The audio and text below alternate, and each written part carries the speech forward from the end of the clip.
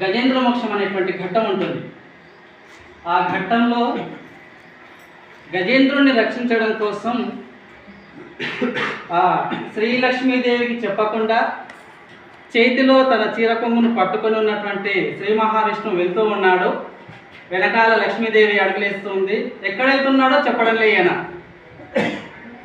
ఎవరికి ఆపద వచ్చింది, ఎవరిని రక్షించడానికి పోతున్నాడు, ఎందుకు పోతున్నాడో ఏది చెప్పడం లేదు. ఆమె అడుగుదామా అని ముందుకు వస్తుంది, కానీ అడిగితే ఏమనుకుంటాడో, చెప్తాడో చెప్పడో అని వెనక అడిగేస్తుంది. లేదులే, నా చీరకొంగు ఆయన చేతిలో ఉంది, అడుగుదామని మళ్ళీ ముందుకు వస్తుంది. మళ్ళీ ఏమంటాడో అని వెనక్కెళ్తుంది.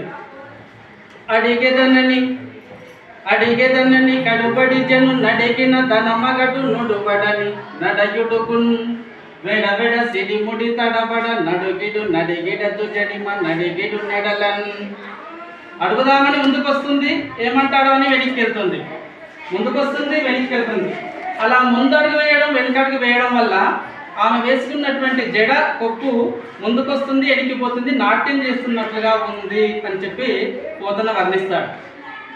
మన లోపల కూడా ప్రతి ఒక్కరి లోపల ఇప్పుడు నాకైతే 116 డౌట్లు, సందేహాలు, సంశయాలు అనేటువంటి సహజం వస్తూనే ఉంటాయి. మాట్లాడే ప్రతి విషయానికి, వింటున్న ప్రతి విషయానికి కూడా సందేహాలు వస్తూ ఉంటాయి.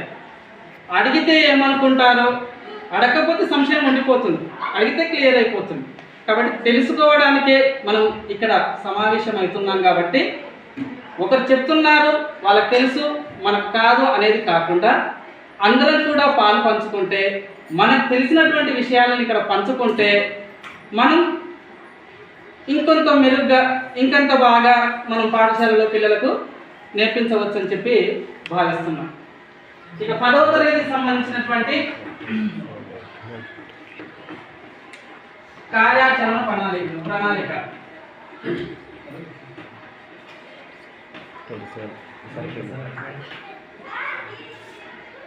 యాక్షన్ ప్లాన్, దీనికి సంబంధించి